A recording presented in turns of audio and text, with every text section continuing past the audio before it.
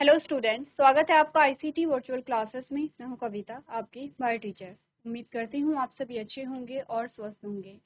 तो class previous lecture में आपने बात की थी यहाँ पर ह्यूमन हेल्थ एंड डिजीज के बारे में। आपने समझा था यहाँ पर हेल्थ क्या होती है, हेल्थ हमारे लिए क्यों इम्पोर्टेंट है। हेल्थ का मतलब सिर्फ फिजिकल हेल्थ से है या हर एक आस्पेक्ट से है। इसी के साथ साथ आपने कुछ डिजीज़ के बारे में बात की थी, डिजीज़, टाइप्स ऑफ डिजीज़, और कुछ डिजीज़ को आपने डिटेल में यहाँ पे समझा था। तो यहाँ पर आपके जो डिजीज़ है और उससे रिलेटेड जो लाइफ साइकिल है या आपका जो इम्यून सिस्टम है, ये आपके इम्पॉर्टेंट टॉपिक्स में से आते हैं। आज हम नई यूनिट स्टार्ट करने जा रहे हैं। यूनिट का नाम है बायोटेक्नोलॉजी। दो चैप्टर इसमें आपके आते हैं। पहला चैप्टर होता है biotechnology principle and processes. Second जो आपका चैप्टर होगा वो होगा बायोटेक्नोलॉजी एप्लीकेशन, यानी कि बायोटेक्नोलॉजी की क्या एप्लीकेशन है। तो पहला जो चैप्टर है बायोटेक्नोलॉजी का, हम आज वो डिस्कस करेंगे। दैट इज बायो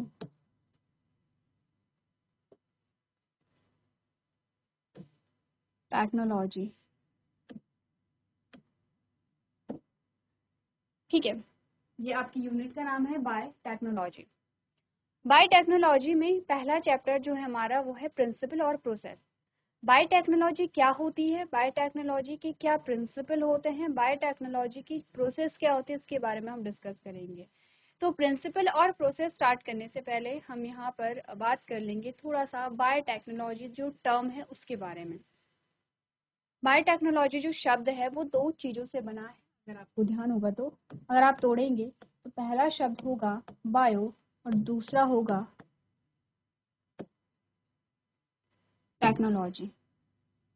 ठीक है, यानी कि टेक्नोलॉजी के साथ जब लाइफ यहाँ पे ऐड हो जाती है, यहाँ पे दो चीज़ें शामिल हैं। ठीक है, लाइफ यानी कि बायो भी है और उसमें टेक्नोलॉजी भी है। ठीक है, जो आप देखते होंगे हर एक फील्ड में आप एडवांस टेक्नोलॉजी देखते हैं यहाँ पर। ठीक है, वैसे ही आपने कहा कि जब बायो के साथ टेक्नोलॉजी मिल जाती है तो उसको हम नाम देते हैं बायोटेक्नोलॉजी। इस चैप्टर में पढ़ने क्या वाले हैं पहले ये डिस्कस करते हैं, और उसके बाद हम बेसिक जो यहाँ पे स्टेप्स होते हैं उनमें हम जल्दी से जो हमारे फर्स्ट जो स्टेप होते हैं या स्टार्टिंग के जो स्टेप होते हैं उन्हें भी हम कवर कर लेंगे।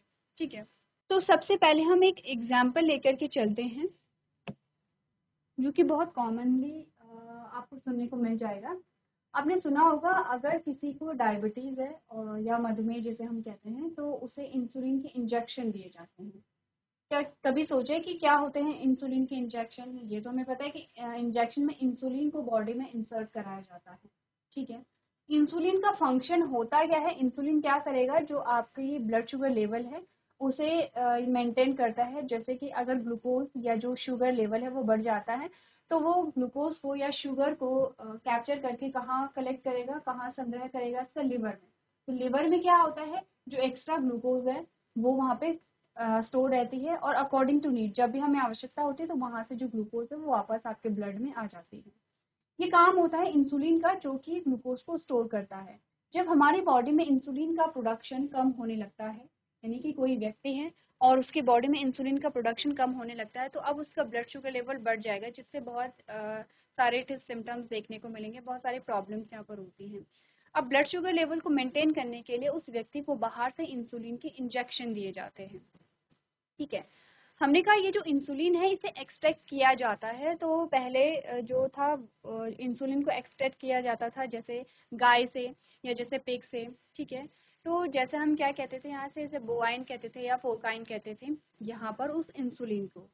हमने कहा कि जो एनिमल का इंसुलिन है और जो ह्यूमन का इंसुलिन है उसमें स्लाइटली चेंजेस तो होंगे, कुछ तो होगा, हल्का सा डिफरेंस। तो आपने कहा कि यहाँ पर जब भी किसी फॉरेन, क्योंकि हमारे लिए क्या है वो फॉरेन ही इंसुलिन ही होगा क्योंकि अपनी बॉडी में नहीं बना है। तो ऐसा नहीं कि इसके बहुत मेजर साइड इफेक्ट होते हैं, बट थोड़े बहुत स्लाइटली देखने को मिल सकते हैं, क्योंकि जो यहाँ पे पिग है या जो काव है उसके इंसुलिन को हमारी बॉडी में एडजस्ट होने के लिए थोड़ा टाइम लगेगा, या हल्के फुल्के सिम्टम्स आपको दिख सकते हैं उसके।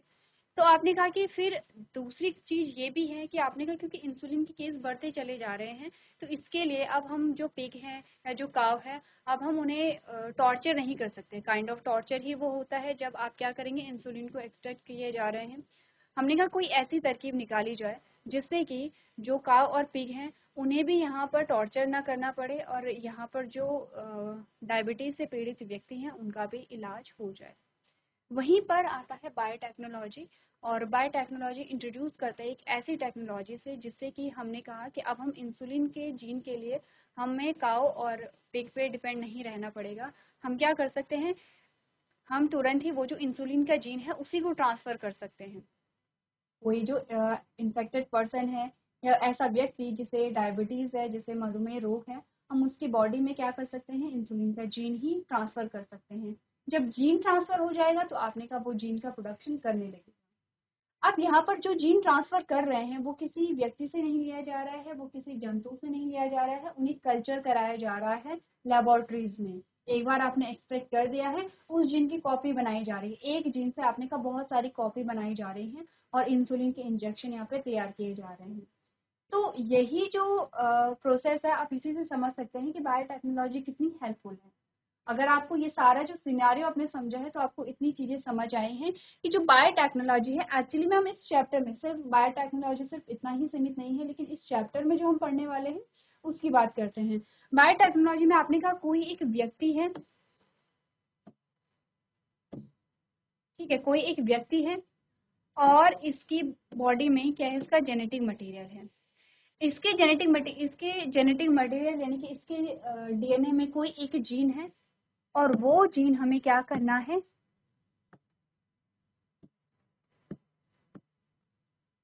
वो जीन हमें इसकी बॉडी में क्या करना है, ट्रांसफर करना है। सिंपल सी चीज है।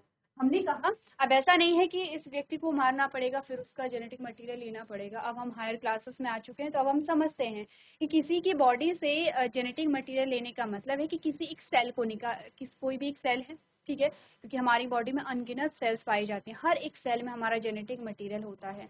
तो हमने कहा कि जैसे कोई सेल है, एक सेल से जेनेटिक मटेरियल लिया गया, ठीक है, और उस जेनेटिक मटेरियल में जो जीन हमें चाहिए उस जीन को हमने यहाँ पर इसकी बॉडी में क्या कर दिया है, ट्रांसफर कर दिया है। अब वो जो जीन है उसकी कॉपी वहाँ पर बनने लगेंगी, ठीक है। तो सिंपल सी चीज़ है कि आपने कहा आप ह्यूमन में देख रहे हैं या प्लांट्स में देख रहे हैं या माइक्रो ऑर्गेनिज्म में देख रहे हैं। सिंपल सी चीज़ है कि हम क्या कर रहे हैं, जेनेटिक मटीरियल को किसी एक जीव से दूसरे जीव में ट्रांसफ़र कर रहे हैं। इसी को हम बायोटेक्नोलॉजी कहते हैं। इसके अलग अलग एम हो सकते हैं, अलग अलग जगह पे ये यूज़ हो सकता है। जब हम एप्लीकेशन पढ़ेंगे तब हम समझेंगे कि बायोटेक्नोलॉजी का यूज़ एक्चुअली में क्या है। इस चैप्टर में हम पढ़ेंगे बायोटेक्नोलॉजी क्या है, क्या काम करता है। एप्लीकेशन इसका सेकेंड चैप्टर होगा, ठीक है। अब सबसे पहले बेसिक सी चीज़ें समझ लेते हैं जो हमने पहले भी पढ़ी हुई हैं, जैसे जो आपको समझनी ज़रूरी है, जैसे कि जीन, डीएनए, ये सारे टर्म्स आप जल्दी से रिवाइज कर लेंगे। आपने चैप्टर पढ़ा है, जो यूनिट आपके पास आती है जेनेटिक, और जेनेटिक में हम पढ़ते हैं यहाँ पर हर एक चीज़ के बारे में। जैसे आपने मॉलिक्यूलर बेसिस ऑफ इनहेरिटेंस जब पढ़ा था तो आपने डीएनए को पढ़ा था बहुत ज़्यादा डिटेल में। तो आप जानते हैं कि डीएनए क्या है, यहाँ पे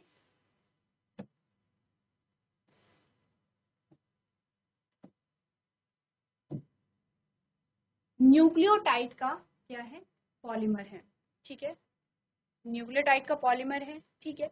अब हमने कहा कि जैसे हम बहुत सारे न्यूक्लियोटाइड आपस में जुड़ करके एक चेन बनाते हैं, तो एक चेन ये है और दूसरी चेन ये है और ये चेन आपस में बाइंड करती है। अगर मैं आपसे पूछूं कि बताइए डीएनए किन किन चीज़ों से मिलकर के बना है, तो बहुत इजी क्वेश्चन अब आपके लिए होगा। हमने कहा पेंटोज शुगर यहाँ पे होती है, नाइट्रोजनस बेस यहाँ पर होते हैं और फॉस्फेट ग्रुप यहाँ पर होता है, ठीक है।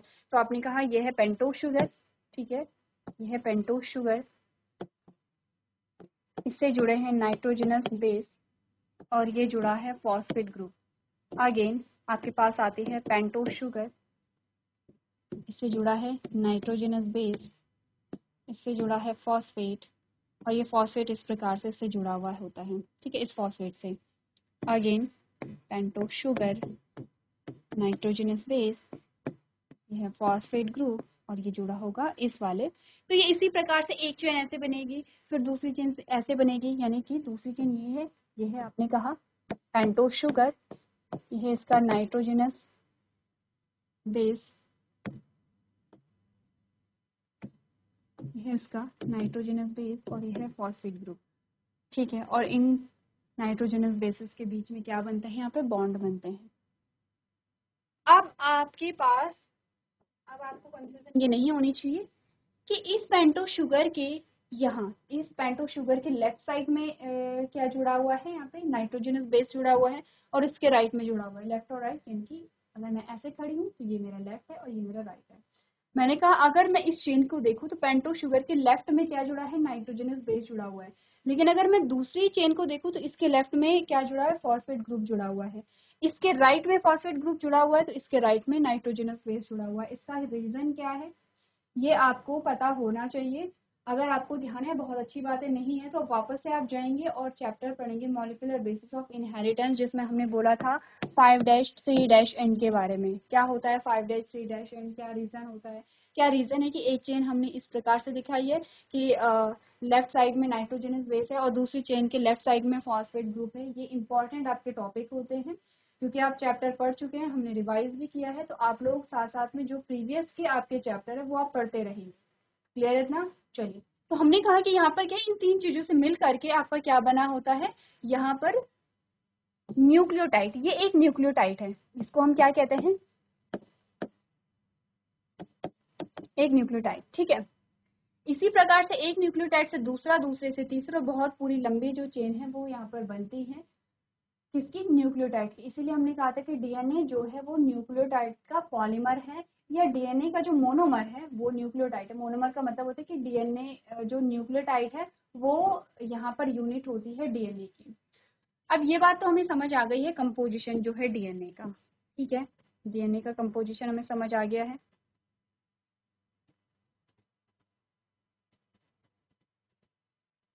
अब आपने कहा कि जो डीएनए है,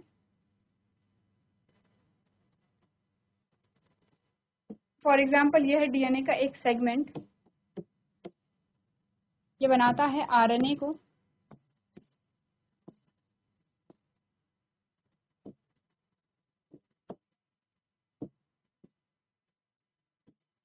ये बनाता है आरएनए को, आरएनए से बनती है प्रोटीन, और ये प्रोटीन कोड करती है किसी कैरेक्टर के लिए। ये चीजें हमने पहले भी पढ़ी है जेनेटिक वाले, अगेन जेनेटिक वाली यूनिट में हमने ये सेम चीजें पढ़ी हैं। अब हमने कहा डीएनए का ये जो सेगमेंट है जो प्रोटीन को बनाने के लिए रिस्पॉन्सिबल है, इसको हम जीन नाम देते हैं। तो हम अगर हम डायरेक्टली बोले, अगर हमने कहा कि जो जीन है वो कैरेक्टर्स को क्या करते हैं, कंट्रोल करते हैं। ठीक है, हमने सीधे बोल दिया है कि जीन जो है वो कैरेक्टर को क्या करते हैं, यहाँ पे कंट्रोल करते हैं। क्योंकि आप बायो के स्टूडेंट हैं तो आपको ये सीक्वेंस पता है कि कैसे करते हैं। आपने कहा डीएनए का वो पार्ट, वो पोर्शन, वो सेगमेंट जिससे आरएनए बनता है, उस आरएनए से प्रोटीन बनती है, और उस प्रोटीन से कैरेक्टर जो होते हैं वो रेगुलेट किए जाते हैं। तो उस पार्ट ऑफ डीएनए को हम क्या नाम देते हैं, जीन कहते हैं। ऐसे ही डीएनए में बहुत सारे जीन होंगे जो डिफरेंट डिफरेंट कैरेक्टर्स के लिए रिस्पॉन्सिबल होंगे। ठीक है, अब हमने कहा कि हमें जरूरत है किसी पर्टिकुलर जीन की, जैसे हमने कहा जीन अलग अलग कैरेक्टर्स को क्या करते हैं, कंट्रोल करते हैं। फॉर एग्जाम्पल अगेन हम इंसुलिन का ही एग्जाम्पल लेते हैं कि कोई व्यक्ति है, उसकी बॉडी में जो उसका इंसुलिन का जीन है वो इनफ इंसुलिन को प्रोड्यूस नहीं कर पा रहा है। कहाँ से प्रोड्यूस होता है इंसुलिन, पैनक्रियाज से। पैनक्रियाज के किस पार्ट से होता है ये आपके लिए होमवर्क में है, आप लोग पढ़ के आएंगे। तो हमने कहा यहाँ पर कि जो यहाँ पे जीन है, तो आपने कहा कि उस व्यक्ति का जो इंसुलिन को प्रोड्यूस करने के लिए जो जीन है वो इनफ इंसुलिन प्रोड्यूस नहीं कर पा रहा है। अब हम क्या करेंगे, हम यहाँ पर एक जीन ट्रांसफर करेंगे, वो जीन जो इंसुलिन के प्रोडक्शन के लिए रिस्पॉन्सिबल होगा। क्लियर है। जैसे आपकी बॉडी में ग्रोथ हार्मोन है तो उसके लिए कोई और जीन रिस्पॉन्सिबल है, जैसे इंसुलिन है तो उसके लिए कोई और रिस्पॉन्सिबल है। तो इसी प्रकार से हमने कहा कि अलग अलग जो हमारे कैरेक्टर्स होते हैं, ये हमारे कैरेक्टर ही तो है। हमारी बॉडी में इंसुलिन प्रोड्यूस हो रहा है वो एक कैरेक्टर है हमारा। हमारी बॉडी में ग्रोथ हार्मोन रिलीज हो रहा है, हमारी बॉडी में डिफरेंट टाइप के जो हार्मोन्स है वो रिलीज हो रहे हैं, तो ये हमारे कैरेक्टर्स हैं। अब हमने कहा कि वो जीन जो इंसुलिन के प्रोडक्शन के लिए रिस्पॉन्सिबल है, हम उस जीन को यहाँ से क्या करेंगे, डिटेक्ट करेंगे। यहाँ से हमें वो पर्टिकुलर जीन को क्या करना है, डिटेक्ट करना है, निकालना है, और उसे किसी दूसरे जीव के अंदर डाल देना है जिससे कि वो जीन क्या कर सके, अब इंसुलिन का प्रोडक्शन कर सके। ठीक है, या फिर हम बात करते हैं जैसे बैक्टीरिया में। बैक्टीरिया में बहुत कॉमनली देखा जाता है, इस प्रोसेस का यूज किया जाता है। सबसे पहले तो क्या क्या किया जाता है, ये जो इंसुलिन का जीन है इसे बैक्टीरियल सेल में डाला जाता है, क्योंकि बैक्टीरियल सेल की जो प्रॉपर्टी है वो है कि वो बहुत जल्दी रेप्लिकेट करती है, अपनी संख्या में वृद्धि करती है। तो जैसे जैसे यहाँ पर बैक्टीरियल सेल रेप्लिकेट करेगी, बैक्टीरिया के सेल का नंबर इंक्रीज होगा, वैसे वैसे उसके अंदर इंसुलिन का जो जीन है वो भी रेप्लिकेट करने लगेगा, और उस प्रकार से अब वहां से क्या निकाला जा सकता है, इंसुलिन को निकाला जा सकता है। ठीक है, तो बेसिकली कल्चर कराने के लिए इस विधि का प्रयोग किया जाता है। अभी आप सिंपल चीज इतना समझिए कि क्योंकि हमारा डीएनए तो क्या होता है, मीटर्स में होता है, काफी लंबा हमारा डीएनए होता है। क्या लेंथ हमने पढ़ी थी डीएनए की, जो लेंथ होती है डीएनए की वो आप लोग एक बार क्या करेंगे, यहाँ पे सर्च करेंगे, अपनी बुक में देखेंगे। जो मॉलिक्यूलर बेसिस ऑफ इनहेरिटेंस उस चैप्टर में आपको लेंथ भी बताई गई है, आपको ये भी बताया गया है कि जो दो थ्रेड हैं या जो दो चेन है उनके बीच की दूरी क्या है, या इनमें नाइट्रोजनस बेस कितने हैं या बेस पेयर कितने हैं, ये सारी चीजें हमने वहाँ पर डिस्कस की थी। तो हमने कहा कि क्योंकि डीएनए में तो बहुत सारे जीन हैं, हमें कौन सा जीन लेना है जिसकी हमें आवश्यकता है। हमें सिंपल सी चीज है कि हमें एक सेल से जीन निकालना है, दूसरी सेल में पहुंचाना है, यानी किसी एक जीव का जो यहाँ पे क्या होगा डीएनए होगा उसे हमें निकाल करके किसी दूसरे जीव में डालना है। अब ऐसा नहीं होता है कि हम उससे जेनेटिक मटेरियल निकाल देंगे तो उसका क्या होगा, ये क्वेश्चन हम जब तब आते थे जब हम छोटी क्लासेस में थे। एक्चुअली में हमें ये पता है कि हमारी पूरी बॉडी हमारी कोशिकाओं से मिलकर के बनी है, हमें अनगिनत कोशिकाएं हैं और हर कोशिका में हमारा जेनेटिक मटेरियल है, और हर कोशिका का जो जेनेटिक मटेरियल है वो सेम है, वो यहाँ पे सेम होगा। तो एक सेम क्वेश्चन आपसे पूछा जाता है कि ऐसा क्यों है कि जब हमारी सारी कोशिकाएं एक जैसी हैं, उनका जेनेटिक मटेरियल सबका एक जैसा है, तो ऐसा क्यों है कि सिर्फ पैनक्रियाज ही इंसुलिन को प्रोड्यूस कर रहा है।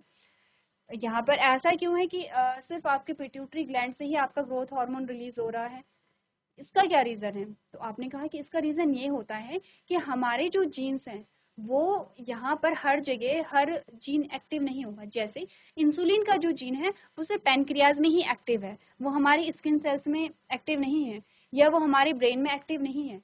यहाँ पर इंसुलिन का जो जीन है वो सिर्फ पैनक्रियाज में ही एक्टिव है, इसीलिए वहीं से क्या होगा, इंसुलिन का प्रोडक्शन होगा। क्लियर है इतना।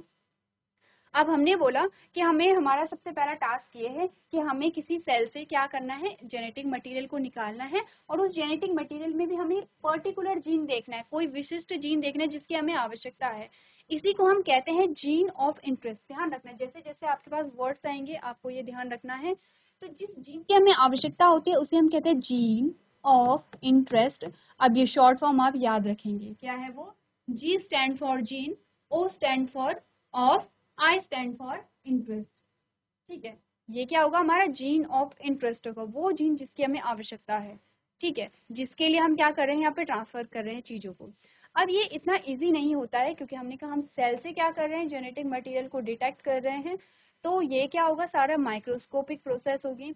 इसके साथ साथ अगर आपको सेल चैप्टर ध्यान होना चाहिए, आपने क्लास 11th में पढ़ा है, इससे पहले भी आपने छोटी क्लासेस से आप पढ़ते चले जा रहे हैं। हमने कहा हम ह्यूमन सेल को देखते हैं तो ये हमारे पास आती है सेल मेम्ब्रेन। अब सेल मेम्ब्रेन के अंदर क्या होता है, यहाँ पर पूरा साइटोप्लाज्म फिल्ड होता है। ठीक है,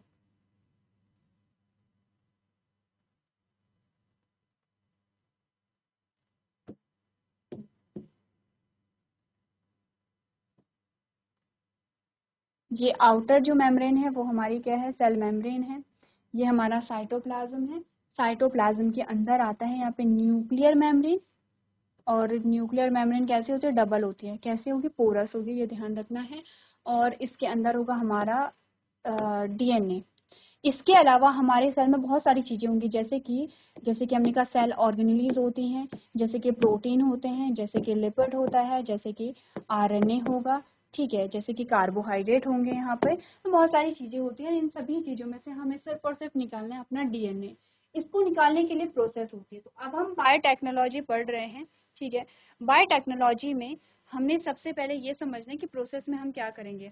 हमें जेनेटिक मटेरियल, एक जीव का जो जेनेटिक मटेरियल है उसको निकाल करके दूसरे जीव में वो डालना है, लेकिन पूरा डीएनए नहीं डालते कभी भी, ये ध्यान रखना है, पूरा का पूरा डीएनए नहीं डालेंगे। हमें क्या डालना है, अपना एक पर्टिकुलर जीन, जो भी कैरेक्टर हमें चाहिए, जिस भी कैरेक्टर के लिए हम क्या कर रहे हैं, यहाँ पर बायोटेक्नोलॉजी पढ़ रहे हैं, हमें वो पर्टिकुलर जीन निकाल करके किसी दूसरे जीव की बॉडी में उसे इंसर्ट करवाना है, ठीक है। अब इसीलिए सबसे पहले हमारे पास पहली जो हेडिंग आती है वो है आइसोलेशन ऑफ डीएनए। आइसोलेशन का मतलब होता है कि जिस सेल से हमें क्या निकालना है, अपना जीन निकालना है, उससे हम सबसे पहले डीएनए को आइसोलेट करेंगे, डीएनए को क्या करेंगे, प्राप्त करेंगे। तो सबसे पहली जो हेडिंग हमारे पास आएगी दैट इज बायोटेक्नोलॉजी की सबसे पहली जो हेडिंग है that is isolation of DNA. Isolation में हम क्या करेंगे, हमें वो जो सेल है उस सेल से उसका जेनेटिक मटेरियल पहले क्या करना है, निकालना है, और फिर उस जेनेटिक मटेरियल से हमें अपना जीन जो है, जीन ऑफ इंटरेस्ट जो है, उसे निकालना है, और तब जाकर के उस जीन को हम ट्रांसफर कर सकेंगे। तो आइसोलेशन में सबसे पहले हम क्या करते हैं, फिर डीएनए को प्राप्त करना है। तो हम सारी सेल को देखेंगे, सारी जो सेल्स होती है, यानी कि एनिमल सेल है, फंगल सेल है, प्लांट सेल है, बैक्टीरियल सेल है, सारी सेल्स को हम देखेंगे कि कैसे आइसोलेट किया जाता है यहाँ से डीएनए, ठीक है। तो हमारे पास आता है ए बी करके हम लिखेंगे। सबसे पहले हमारे पास आएगा एनिमल सेल, दूसरी हमारे पास आती है यहाँ पे प्लांट सेल, तीसरी हम बात करेंगे फंगल सेल के बारे में, चौथी हम बात करेंगे बैक्टीरियल सेल के बारे में।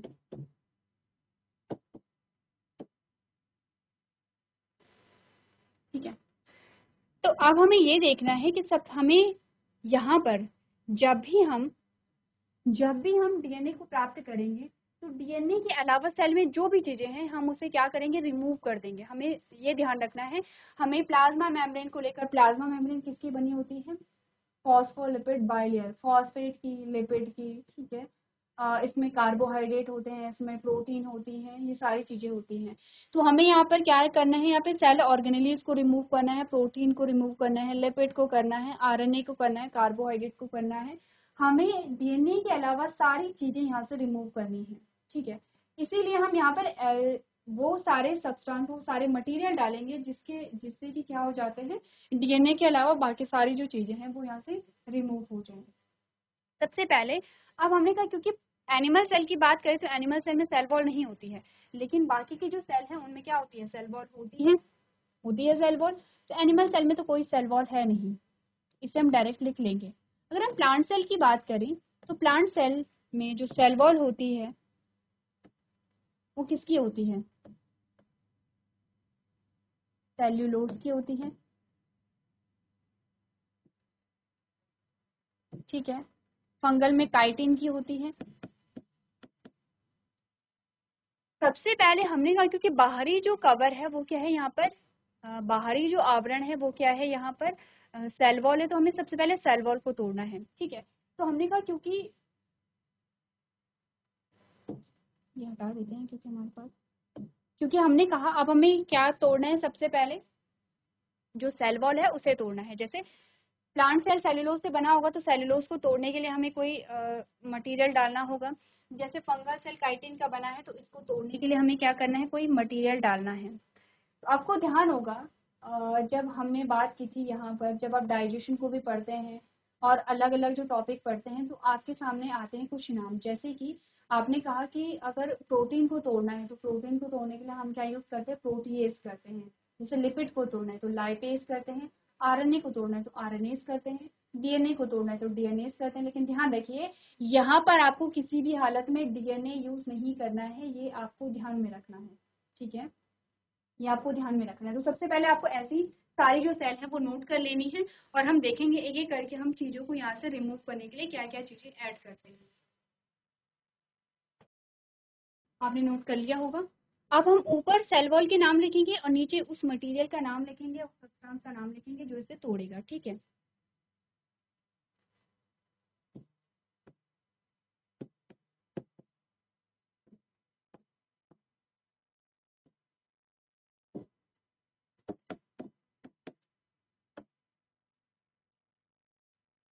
ठीक है, अब हमने कहा कि जो प्लांट सेल है, सेल की जो सेल वॉल है वो सेलुलोज से बनी है, फंगल सेल की सेल वॉल काइटिन की बनी है, बैक्टीरियल सेल की पेप्टिडोग्लाइकॉन की बनी हुई है, एनिमल सेल में सेल वॉल नहीं होती है। तो सेलुलोज तोड़ने के लिए यहाँ पे क्या होगा,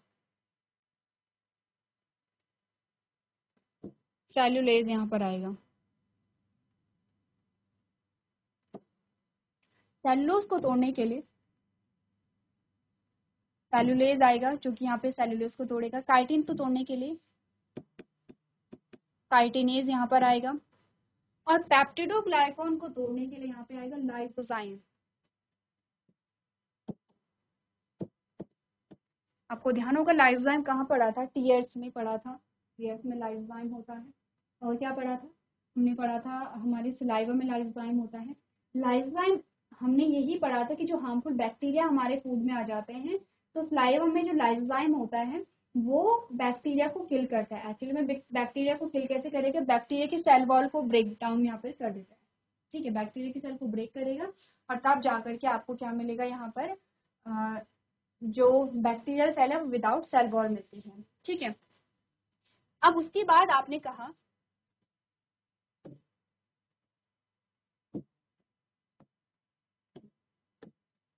इसके अलावा और क्या क्या होगा यहाँ पे सेल में, आपने कहा इसके अलावा होगा प्रोटीन, लिपिड, आरएनए। ठीक है, तो आपने कहा यह है प्रोटीन, इसको तोड़ने के लिए प्रोटीएज आएगा। इसके अलावा होगा लिपिड, इसको तोड़ने के लिए लाइपेज आएगा। ठीक है, इसके अलावा होगा आरएनए, इसको तोड़ने के लिए आरएनएज आएगा। ठीक है, ऐसे ही हम सारी चीजें ऐड करते हुए चले जाएंगे और फाइन ये सभी चीजों में होगा, ये सभी में हो रहा है। ठीक है, इतनी बातें क्लियर है। और जब हम सारी चीजों को यहाँ पर ऐड कर देते तो फाइनली हमारे पास आ जाता है हमारा डीएनए, जो कि कैसा होता है, नेकेड डीएनए होगा, क्योंकि न्यूक्लियर मेम्ब्रेन भी हट गई है, क्योंकि प्लाज्मा मेम्ब्रेन भी हट गई है, साइटोप्लाज्म यहाँ पे हट गया है, आपने कहा जो सेल ऑर्गेनेली है वो हट गई है, प्रोटीन, लिपिड, फैट या आरएनए यहाँ पे हट गया। अब सिर्फ और सिर्फ हमारे पास क्या बचा है, डीएनए बचा है। और डीएनए को हम क्या करेंगे, यहाँ पे आइसोलेट करेंगे। अभी तक आइसोलेशन कंप्लीट नहीं हुआ है, आइसोलेशन की प्रोसेस अभी चल रही है। तो आप सबसे पहले ये चीज जो है वो नोट कर लीजिए एक बार अपनी कॉपी में। चलिए, अब हमारे पास क्या आ जाता है, यहाँ पे नेकेड डीएनए है, लेकिन अभी क्या है, डीएनए यहाँ पे सिर्फ डीएनए बचा है, लेकिन बाकी जो यहाँ पे डस्ट पार्टिकल होंगे, डस्ट पार्टिकल या फिर आपने कहा इतनी सारी चीजें जो ब्रेक डाउन हुई हैं, इनके जो सेल्स होंगे यहाँ पर, इनके जो रिमेन्स है वो वहाँ पे बचे होंगे। और अब हमें क्या करना है, डीएनए को इन सबसे अलग करना है। तो यहाँ पर नेक्स्ट जो आइसोलेशन का पार्ट होगा हम नेक्स्ट लेक्चर में यहाँ पे कंटिन्यू करेंगे। यहाँ तक की जो बात है आप लोग एक बार पढ़ के आएंगे, इंट्रोडक्टरी पार्ट आप यहाँ पे पढ़ करके आएंगे और उसके बाद हम नेक्स्ट जो टॉपिक है वो यहाँ पे डिस्कस करेंगे। तो आज के सेशन में हम इतना ही करेंगे। अभी तक क्लास में बने रहने के लिए आपका धन्यवाद।